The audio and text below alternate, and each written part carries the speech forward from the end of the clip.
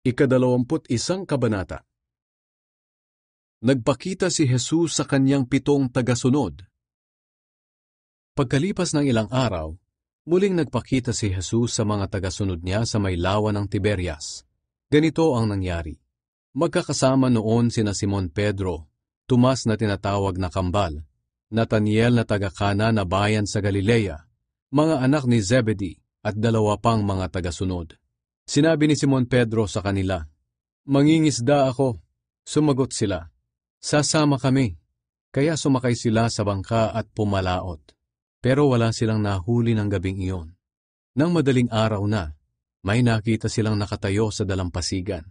Pero hindi nila nakilala na si Jesus iyon. Tinawag sila ni Jesus, "Mga kaibigan, may huli ba kayo?"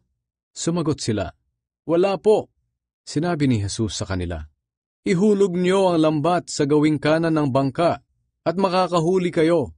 Iyon nga ang ginawa nila. Halos hindi na nila mahila ang lambat sa dami ng nahuli nilang isda. Sinabi kay Pedro ng tagasunod na minamahal ni Jesus, "Ang Panginoon iyon." Nang marinig ito ni Pedro, isinuot niya ang damit na hinubad niya, tumalon sa tubig at lumangoy papunta sa dalampasigan.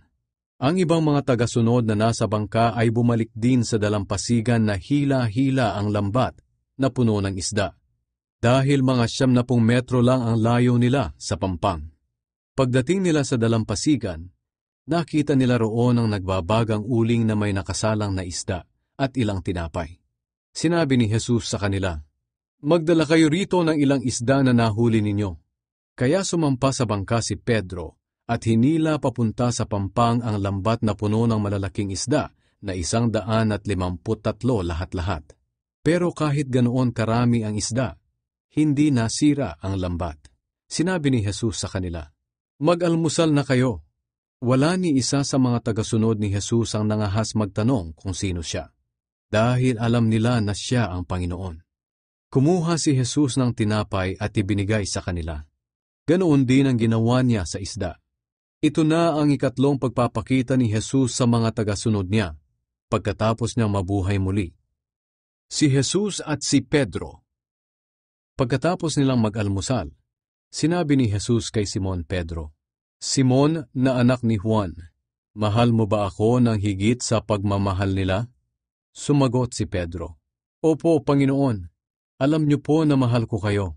Sinabi ni Jesus, "Alagaan mo ang aking mga tupa." Muling sinabi ni Jesus, "Simon na anak ni Juan, mahal mo ba ako?"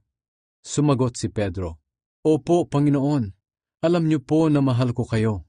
Sinabi ni Jesus, "Alagaan mo ang aking mga tupa." Sa ikatlong ulit ay sinabi ni Jesus, "Simon na anak ni Juan, mahal mo ba talaga ako?" Nasaktan si Pedro dahil 3 beses na siyang tinanong kung mahal niya si Jesus. Kaya sumagot siya, "Panginoon, alam niyo po ang lahat ng bagay. Alam niyo rin po na mahal ko kayo." Sinabi sa kanya ni Jesus, "Alagaan mo ang aking mga tupa." Sinasabi ko sa iyo ang totoo. Noong bata ka pa, ikaw mismo ang nagbibihis sa sarili mo at pumupunta ka kung saan mo gusto. Pero pagtanda mo, iuunat mo ang mga kamay mo at iba na ang magbibihis sa iyo. At dadalhin ka sa lugar na hindi mo gusto.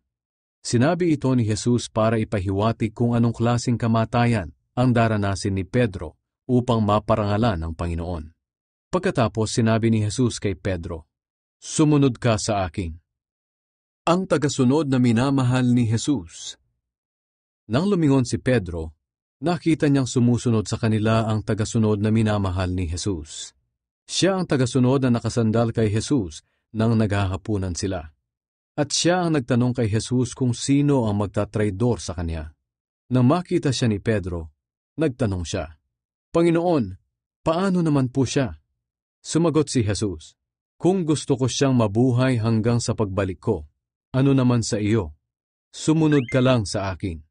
Dahil dito, kumalat ang balita na ang tagasunod na ito ay hindi mamamatay. Pero hindi sinabi ni Jesus na hindi siya mamamatay. Ang sinabi lang niya, "Kung gusto ko siyang mabuhay hanggang sa pagbalik ko, ano naman sa iyo?"